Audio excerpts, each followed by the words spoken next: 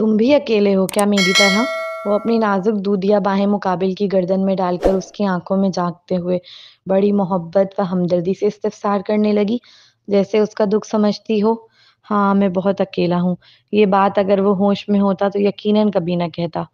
तुम अकेले नहीं, मैं हूं ना तुम्हारे साथ हैंडसम, क्योंकि मेरा भी कोई नहीं है इस दुनिया में। उसने बड़ी नरमी व हमदर्दी से मुकाबिल की गहरी आंखों में झांकते हुए कहा। उसे शदीद तरस आ रहा था अबू ज़र पर। अगले ही लम्हे इस हैंडसम लड़के की दिलजोई की नीयत से उसके गाल को नरमी से चूमा। जैसे आप किसी बच्चे को प्यार करते हैं तरस खाकर, बिल्कुल इसी तरह प्यार किया था। मगर वो लड़की नहीं जानती इसका तरस खा के प्यार करना ही मुकाबिल की दुनिया हिला गया था। अबू ज़र की आंखें इस लड़की के अचानक अमल पर हैरत से फैलीं। Welcome to our channel novels by Husn Qamar. अस्सलाम वालेकुम लिसनर, कैसे हैं आप सब लोग? आई होप सो आप लोग खैरियत से होंगे, मज़े में होंगे। तो जी, आज मैं आप लोगों के लिए लेकर आई हूँ हुस्न कमर के नॉवल धड़कते दिल की किस्त नंबर 22। तो यकीनन आप लोगों को भी आगे का इंतज़ार होगा कि आगे क्या होने वाला है। तो चलिए आइए स्टार्ट करते हैं, आप लोगों का इंतज़ार ख़त्म करते हैं। फरहा वॉशरूम से आने के बाद पूरे हॉल में किरण को ढूंढने लगी। उसके सीने में दर्द की लहरें उठने लगी थी। वो अचानक सामने से आती लड़की से टकराई। आह! सीने में दर्द की शिद्दत से वो कराह उठी थी। शायद उसकी दवाइयों का असर ख़त्म हो गया था। सॉरी, मैंने देखा नहीं लेडी। लगता है आपको काफ़ी ज़ोर से लग गई। अबू ज़र की गर्लफ्रेंड ज़ूबिया उसे देखते ही मुआज़रत करने लगी। नहीं, आपकी गलती नहीं है, मेरे सीने में दर्द हो रहा है। वो अपने सीने पर हाथ रखकर आहिस्तगी से कराह भरते हुए बोली। ओह! बहुत ज़्यादा हो रहे हैं क्या? हाँ, फरहा ने फ़ौरन इस बात में सर हिलाया। ओके, तो तुम ये पियो, देखना दर्द 2 मिनट में छूमंतर हो जाएगा। हर दर्द की दवा है ये। ज़ूबिया ने अपने हाथ में पकड़ा गिलास उसके मुँह से ज़बरदस्ती लगाते हुए कहा। अरे पियो ना लेडी, जूस है, बेफ़िक्र रहो। फरहा को पहली मुलाकात में वो लड़की बहुत अजीब लगी।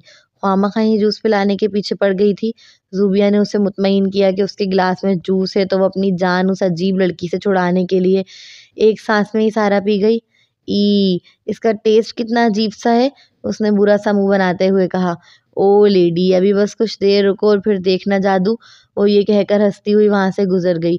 जो पार्टी में हंगामा हुआ उसके बाद अबू ज़र का केक काटने का कोई मूड ही नहीं था। उसके सारे दोस्त हॉस्पिटल में थे, वो कैसे केक काट लेता। उसने केक ना काटा, बस खाना खिलाकर अपने मेहमानों को अलविदा किया। तो चलें बर्थडे बॉय ऊपर? ज़ूबिया ने अपनी बाहें उसके कंधे पर डालते हुए शरारत से पूछा। नहीं, मेरा मूड नहीं है। उसकी बाहें अपने कंधे से बेजारियत से के साथ हटाते हुए साफ इनकार किया। तुम मुझे इनकार कर रहे हो? ज़ूबिया बेयकीनी से पूछने लगी। उसे अपने हुस्न पर बड़ा नाज़ था और ये पहली बार था ज़िंदगी में वो किसी लड़के को अप्रोच कर रही हो और सामने से इनकार आया। अभी बात करने का भी मूड नहीं है मेरा, जाओ प्लीज़, वो बेरुखी से कहता काउंटर की जानिब बढ़ गया था। ज़ूबिया पाँव पटकती हुई वहाँ से चली गई। वो अकेला बैठकर ड्रिंक कर रहा था अब। उसके ज़हन में एक ही सीन घूम रहा था, बस वकास का अना को बाहों में भरकर ले जाना। उसकी आँखों में सुर्खी भर आई। ये जज़्बात नशे तले ही उभरते थे उसके, वरना उन्हें दिल दिल के किसी बहुत गहरे कोने में छुपा रखा था इस लड़के ने। उन्हें यूँ बाहर आ जाने की इजाज़त नहीं थी। 1.5 साल गुज़र गया था वकास अब्बासी की शादी को, लेकिन फिर भी वो अना का पीछा आज तक नहीं छोड़ रहा था। यही बात उसके दिल को सबसे ज़्यादा ज़हर लगती थी। पहले अना कैसे हर छोटे-छोटे काम के लिए उसके पास आ जाया करती थी। अबू ज़र करते, मगर वकास की शादी के बाद उसने वो भी आना छोड़ दिया। वो आज जिन ऊँचाइयों पर थी वो सब वकास अब्बासी की इनायत थी। ये बात उससे बेहतर कौन जानता था। कोई शादीशुदा मर्द किसी औरत के ऐसे ही तो नाज़ नखरे नहीं उठाता ना। यकीनन वो साइड बिज़नेस चला रहा था उसके साथ। ऐसा नहीं कि उसने अना को समझाने की कोशिश नहीं की। उसने शुरू में बहुत कोशिश की इस लड़की को समझाने की कि वकास अब्बासी अब शादीशुदा है। उसके साथ ताल्लुक़ सिवाय गंदगी के अब कुछ नहीं। मगर उस लड़की ने उसकी सारी नसीहतों को कानों में घुमा दिया। आए दिन उनके एक साथ मिलने की खबरें न्यूज़ में आती थीं। अना व वकास दोनों में से किसी एक ने भी उन्हें कभी क्लियर करने की कोशिश नहीं की। इस नौजवान ने रंजीदा होकर आंखें बंद की तो एक आंसू टूट कर उसकी पलक पर आ ठहरा। वो हद से ज़्यादा पी चुका था। सर साइड में एक लड़की बैठी हुई है, वो नशे में है। उसका क्या करना है? अबू ज़र के सेक्रेटरी ने आकर उसके कान में सरगोशी की तो उसने झिंझलाकर एक गहरा सांस भरा। कौन सी लड़की? सर मुझे उसके मुतालिक कोई इन्फॉर्मेशन नहीं, उसके सेक्रेटरी ने तेज़ी से लाइल्मी में कंधे उचकाते हुए जवाब दिया। उफ़, तो जाओ जाकर पूछो ना उससे। मुझे क्या बता रहे हो? वो नशे में धुत नौजवान खासा झंझलाकर चीखा तो उसका सेक्रेटरी बेबसी की इंतहा को छूते हुए उसे देखने लगा। सर, वो लड़की बहुत नशे में है। वो टेबल पर मुंह दिए बैठी है। मैंने उससे बात करने की कोशिश की है लेकिन वो कोई जवाब ठीक से दे ही नहीं रही। तुम सारे काम निपटाओ, जाओ, मैं खुद देख लूँगा। उसे अगर ज़्यादा होगा तो गेस्ट रूम में सुला दूँगा। सुबह उठकर खुद ही चली जाएगी अपने घर। उसने नशे में अपने सेक्रेटरी की जानिब देखकर कहा। Okay sir. अगला सीन। वो अपने कमरे में आई थी। डायरेक्ट उसका दिल शदीद भारी हो रहा था। दिल चाहा कि फूट फूट कर रोए। वकास अब्बासी ने उसका तमाशा बनाकर रख दिया था पूरी दुनिया के सामने। अभी वो बेड पर बैठी भी ना थी कि उसके पर्स में मौजूद सेल रिंग होने लगा। एक हल्की सी आस जगी कि शायद वकास का हो। ये पूछने के लिए फ़ोन किया हो कि घर पहुंची सही सलामत या नहीं, मगर तवक्का के बिल्कुल बरक्स कॉल मुआविया की जानिब से थी। कुछ लम्हे सोचती रही कॉल रिसीव करे या नहीं। फिर आखिरकार कॉल रिसीव कर ली। ये सोच के अना वकास के मुताल्लिक पूछेगी। उसने जैसे ही सेल कान से लगाया, दूसरी जानिब से फ़ौरन ही शर्मिंदा सी आवाज़ आई। सॉरी। क्यों, आपने क्या किया है? वकास को गलतफहमी हुई, शायद मेरी वजह से ही। यह आपकी गलती नहीं। अगर मेरा शौहर शक्की मिजाज है तो किरण ने दोबारा रूहानसा लहजे में जुमला अदा किया। बहुत शर्मिंदगी महसूस कर रही थी वो मुआविया से। क्या सोच रहा होगा वो उसके बारे में? दूसरी जानिब उसके जुमले सुन मुआविया खामोश हो गया। क्या बताता उसे कि गलती सारी उसी की है, क्योंकि उसी ने वकास को बताया था कि उसे पसंद करता है। माना अनजाने में ही सही, मगर अपना पूरा हाल दिल उसी के शौहर को सुना चुका था। वो सिर्फ मुआफ़ी मांगना चाहता था। किरण की बात सुनने के बाद उसे समझ ना आया कि क्या बोले। दोनों तरफ मुकम्मल खामोशी तारी रही कि फिर किरण को अना की प्रेगनेंसी का ख्याल आया। अना कैसी है? वो जानना चाहती थी, बचा या नहीं। जवाब में उसके दिल का हर कोना बस यही सुनने का मुंतज़िर था कि मुआविया बोले कि नहीं, वो ठीक नहीं, उसके डीएनसी हो गई है। माना एक रूह के मरने की ख्वाहिश करना गलत है, मगर वो इंसान थी, फरिश्ता नहीं। ये बच्चा उसके हक पर डाका था। कहीं न कहीं उसे लगता था कि अगर अना प्रेग्नेंट ना होती तो शायद वकास उसकी जानिब इतना ना झुकता। एक वक्त आदमी अपनी महबूबा से दूर रह सकता है, मगर अपने बच्चों की माँ से नहीं।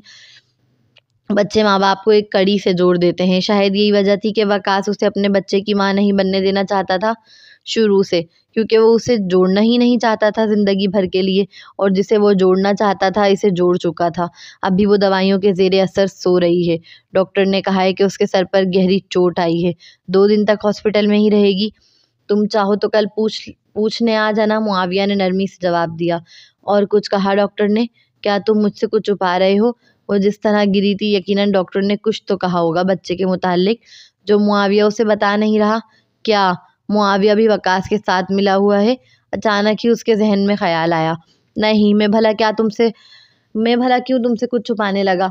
उसने बहुत नरमी से जवाब दिया था, जिसे सुन कहीं से भी ऐसा नहीं लगा कि वो झूठ बोल रहा है। किरण सोच में पड़ी, ये कैसे मुमकिन था? उसने खुद अपनी आंखों से देखा था कि अना कितनी ज़ोर से गिरी थी, टेबल समेत, और फिर उसके ऊपर मुआविया गिरा। ऐसे मामलात में तो अक्सर मिसकैरेज हो जाता है। डॉक्टर ने कुछ तो बताया होगा इस बच्चे के मुताल्लिक, या शायद डॉक्टर ने बताया है लेकिन वो बता नहीं रहा क्योंकि वो अना का दोस्त है और वो बेशरम लड़की बिन ब्याही माँ है। उसकी बदनामी के डर से शायद मुआविया झूठ बोल रहा है। उसका ज़हन उलझ कर रह गया था। अनगिनत सोचें उसके ज़हन में इस लम्हे चल रही थी। वैसे वकास निकल गया है यहाँ से, वो बस पहुँचने ही वाला होगा घर। बहुत गुस्से में है वो। मियाँ बीवी में लड़ाइयाँ होती रहती हैं। अगर एक गुस्से में हो तो दूसरे को ठंडा रहना चाहिए। मुझे उम्मीद है तुम समझ रही हो मैं क्या बोलना चाह रहा हूँ। ओके, अना के साथ मैं रुक रहा हूँ हॉस्पिटल में, तुम अना की फ़िक्र ना करना। उसने आखिरी जुमला बोलकर कॉल डिस्कनेक्ट कर दी थी। पार्टी में मुआविया ने देख लिया था कि सिर्फ वकास का ही नहीं, किरण का भी टेम्परेचर बहुत हाई है, मगर वो नहीं जानता किरण शुरू से ऐसी नहीं थी। वो वकास है जिसने इस तरह का बनने पर मजबूर किया। ना की फ़िक्र और मैं, माई फुट, काश मर ही जाती तो अच्छा था, चुड़ैल कहीं की। फ़ोन कट होते ही वो ज़ेरे लब कुड़कुड़ाने लगी। वो इंतज़ार करने लगी। उसने कपड़े भी चेंज नहीं किए थे। 1 घंटा गुजर गया इंतज़ार करते करते, मगर वकास नहीं आया। इस लम्हे यूं ही आँख अपने अक्स पर गई। जो आईने में नज़र आ रहा था, लगा जैसे कोई बेवकूफ़ हो। हाँ, बेवकूफ़ तो थी, जो इतना सब हो जाने के बाद भी ये सोच रही थी कि बात कर लेगी और सब ठीक हो जाएगा। क्यों उसका दिल सब ठीक हो जाने की उम्मीद में बैठा रहता था? अपने ही दिल को जिसे समझ नहीं पाती थी वो। अपना अक्स देखकर रोना आने लगा। अचानक फिर सेल रिंग हुआ। अपने आंसू बेदर्दी से पोंछकर जब सेल स्क्रीन देखी तो मूड मज़ीद ऑफ हुआ। ना चाहते हुए भी कॉल रिसीव की। सिद्रा की कॉल थी। हेलो, तू समझती क्या है खुद को? हाँ, औकात क्या है तेरी? मेरे मुआविया पर नज़र रखेगी तू? हाँ, मेरा भाई पूरा नहीं पड़ रहा तुझे डायन? जो मेरी मोहब्बत के पीछे पड़ गई है अब। आज सिर्फ तेरी वजह से भाई और मुआविया की सालों पुरानी दोस्ती टूट गई, यहाँ तक कि भाई ने उस पर हाथ तक उठाया। और ये सब सिर्फ तेरी वजह से हुआ है डायन। बस उसका हेलो बोलना था कि दूसरी जानिब से सिदरा बरसना शुरू हो गई थी, वो भी निहायत जारहाना अंदाज में। उसने ना तो बड़े होने की तमीज़ रखी, ना भाभी होने का लिहाज। सिदरा की एक दोस्त अबूज़र की पार्टी में मौजूद थी, उसी ने कॉल करके सिदरा को पार्टी में होने वाली लड़ाई के मुताल्लिक बताया।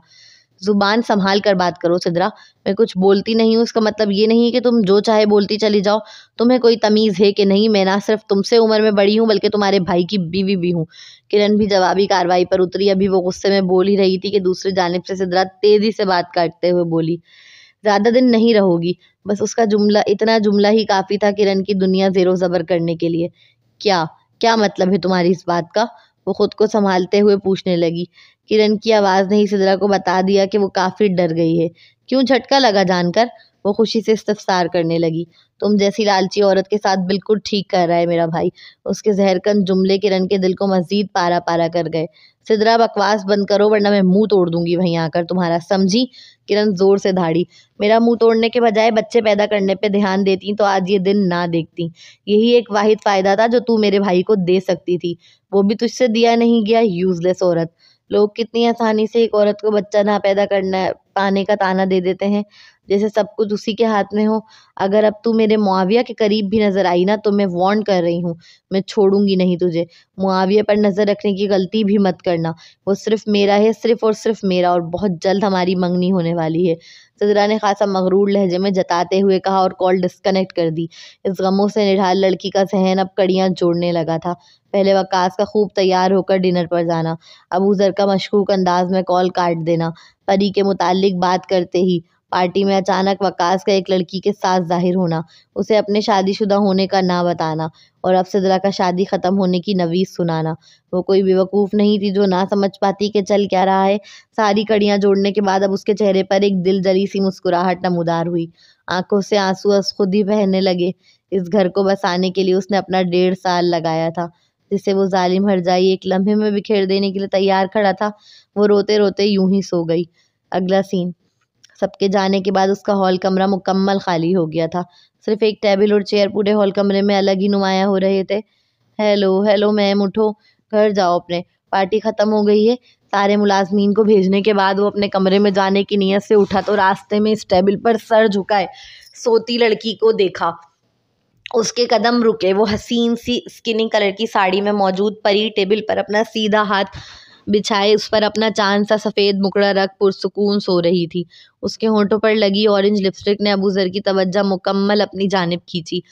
उसके चेहरे पर आते बाल उसके खूबसूरत चेहरे को थोड़ा छुपा रहे थे, जो इस नौजवान को अच्छे न लगे। वो करीब आकर उसके रुखसार से बालों को आहिस्तगी से हटाते कान के पीछे कर बगौर इस अजनबी लड़की का चेहरा देखने लगा। फिर उसने टेबल पर शहादत की उंगली को टेढ़ा करके नॉक करते नरमी से इस लड़की से अपने घर जाने का कहा। चंद लम्हों बाद अबूज़र को महसूस हुआ कि उसकी आवाज़ जैसे हवा में गायब हो गई हो। वो लड़की तो टच से मच ना हुई। हेलो, तुमसे बात कर रहा हूँ, उठो, पार्टी ख़त्म हो गई है, अपने घर जाओ। वो फिर गोया हुआ। घर? घर तो वो होता है जहाँ वालिदैन रहते हैं। मेरे पास तो कोई घर नहीं है। फरा नशे की हालत में आँख खोल रंजीदा से लहजे में बोली। अबूज़र भी इस वक्त नशे की हालत में था। उसे नहीं समझ आया कि क्या जवाब दे। ठीक, मगर तुम यहाँ मेरे हॉल में नहीं सो सकती। उठो, जाके गेस्ट रूम में जाकर सो। अबूज़र ड्रिंक करने का आदी था, इसलिए उसकी हालत फरा से कुछ बेहतर थी। हेलो, फिर सो गई, उठो लड़की। फरा फिर सर टेबल पर झुकाकर आंखें मूंद गई थी। वो टेबल को अपना हाथ मारकर बजाने लगा। उफ, क्या मुसीबत है यार, इस लड़की को ना उठता देख उसने टेबल को लड़खड़ाते पाँव से शदीद उकताहट के साथ लात मारी। पूरी टेबल हिल गई थी मगर वो लड़की ना उठी। मजबूरन अबूज़र को उसे बाहों में उठाना पड़ा था। तुम तो बहुत हल्की सी हो, बिल्कुल किसी फूल जैसी। वो बेसाख्ता बोल उठा इस लड़की के नाजुक वजूद को बाहों में भरते ही। अचानक खुजली महसूस होने पर वो अपनी नाक उसके सीने से मसलने लगी, जिस पर अबूज़र का दिल बेकाबू हुआ। उसके सोए जज्बात अचानक उभर आए थे।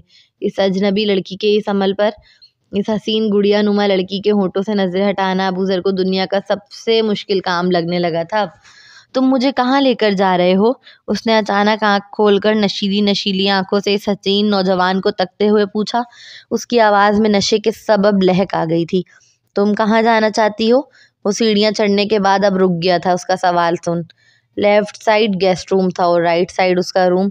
वो दरमियान में खड़ा था, बहुत दूर, इतनी दूर कि मेरा माँ बाप मुझे कभी ढूंढ ना सके, और ना इनके वो बच्चे जिन्हें देख के मुझे जलन व हसरत होती है। वो नशे में रोने लगी, उसकी आंखों से आंसू बहने लगे। मैं भी बहुत दूर चला जाना चाहता हूँ अना से। वो भी रंजीदा से लहजे में बोला, तुम भी अकेले हो क्या मेरी तरह? वो अपनी नाजुक दूधिया बाहें मुकाबिल की गर्दन में डालकर उसकी आंखों में झांकते हुए बड़ी मोहब्बत और हमदर्दी से इस्तफसार करने लगी, जैसे उसका दुख समझती हो। हाँ, मैं बहुत अकेला हूँ। ये बात अगर वो होश में होता तो यकीनन कभी ना कहता। वो लोगों से हमदर्दी लेने और अपना गम शेयर करने का आदी ना था। तुम अकेले नहीं, मैं हूं ना तुम्हारे साथ हैंडसम, क्योंकि मेरा भी कोई नहीं है इस दुनिया में। उसने बड़ी नरमी व हमदर्दी से मुकाबिल की गहरी आंखों में झांकते हुए कहा। दुनिया में अकेले होने का गम इस लड़की से ज्यादा कौन जानता था, जिसके माँ बाप दोनों हयात थे लेकिन उससे उनका प्यार नसीब ना था। उसे शदीद तरस आ रहा था अबू ज़र पर। अगले ही लम्हे इस हैंडसम लड़के की दिलजोई की नीयत से उसके गाल को नरमी से चूमा, जैसे आप किसी बच्चे को प्यार करते हैं तरस खाकर। बिल्कुल इसी तरह प्यार किया था, मगर वो लड़की नहीं जानती उसका तरस खा के प्यार करना। मुकाबिल की दुनिया हिला गया था। अबू ज़र की आंखें इस लड़की के अचानक अमल पर हैरत से फैलीं। अगला सीन, वो गहरी नींद में थी जब उसे अपने ऊपर भारी वजन महसूस हुआ।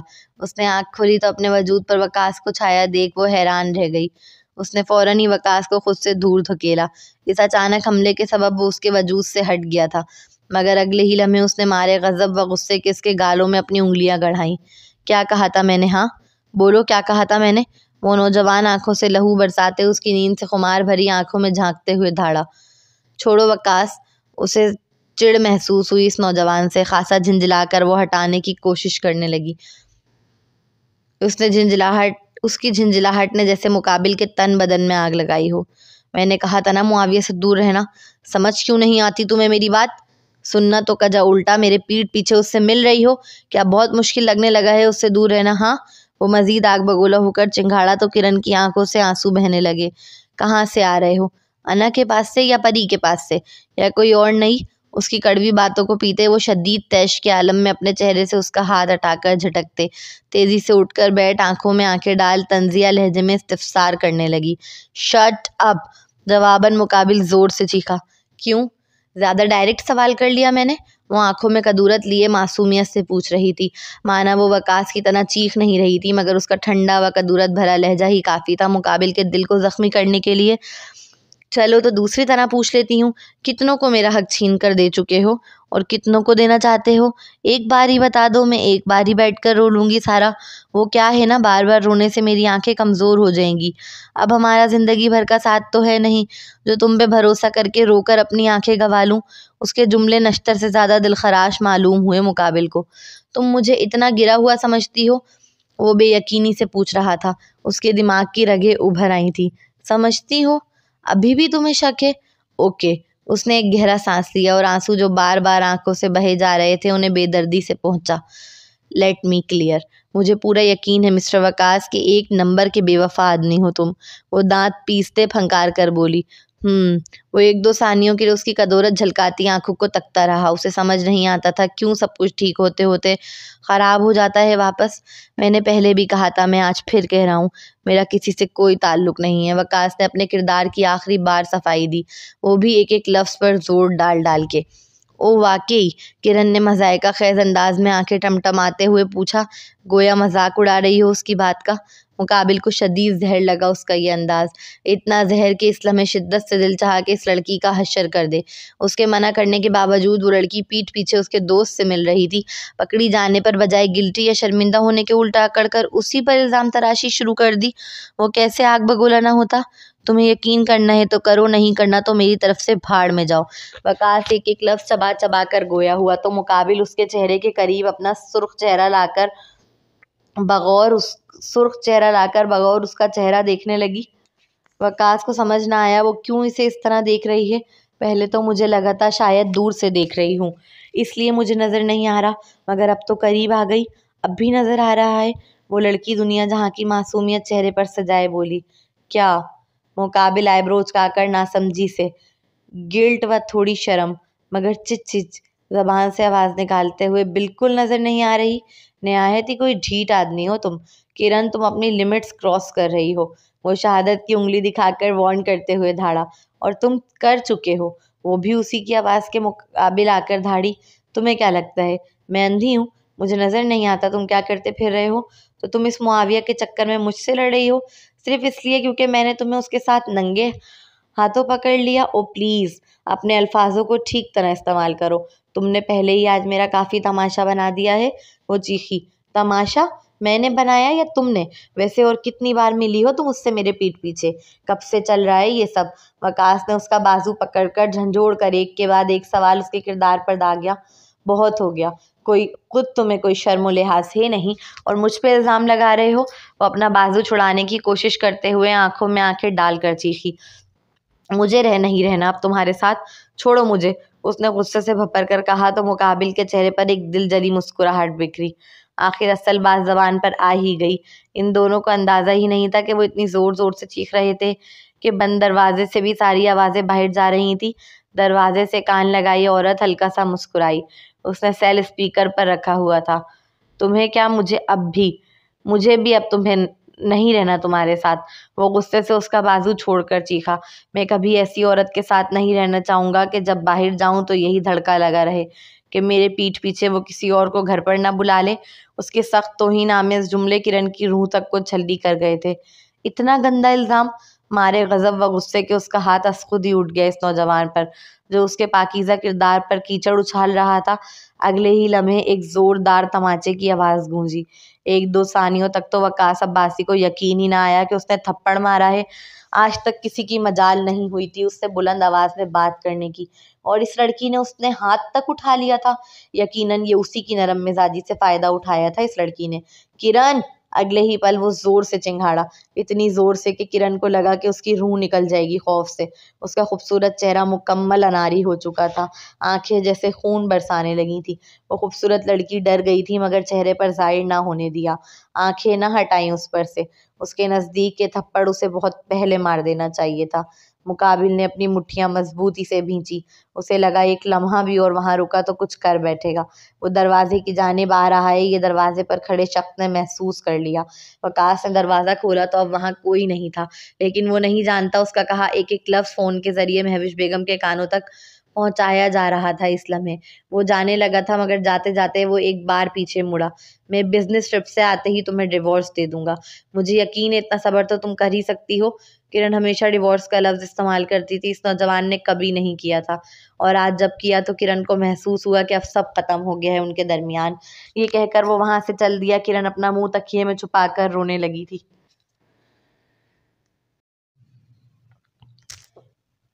अगला सीन। सुबह उसकी आंख दरवाजे के नोक होने पर खुली। सुबह के 7 बज रहे थे।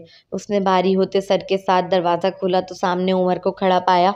सर की फ्लाइट है 2 घंटे के बाद। मुझे सर का सामान लेना है। उमर के कहते ही किरण इस बात में सर हिलाकर कपड़े पैक करने की नीयत से मुड़ी मगर अगले ही लम्हे उसके कदम थम गए। उमर का नेक्स्ट जुमला सुन। सर ने कहा है कि आपको जहमत ना दूं इसलिए आप थोड़ा साइड हो जाएं प्लीज़। हाँ। उसे यकीन ना आया जब पिछली बार वो घर छोड़कर गई थी तो वो राबिया से फ़ोन करवा के उससे कपड़े निकलवाता था और आज जबकि वो घर पर मौजूद थी उसे इजाज़त नहीं दे रहा था अपने कपड़ों को छूने की। कहने को ये एक मामूली सी बात थी मगर उसके दिल को शदीद ज़ख्मी कर गई। राबिया भी उमर के साथ पीछे पीछे कमरे में दाखिल हुई।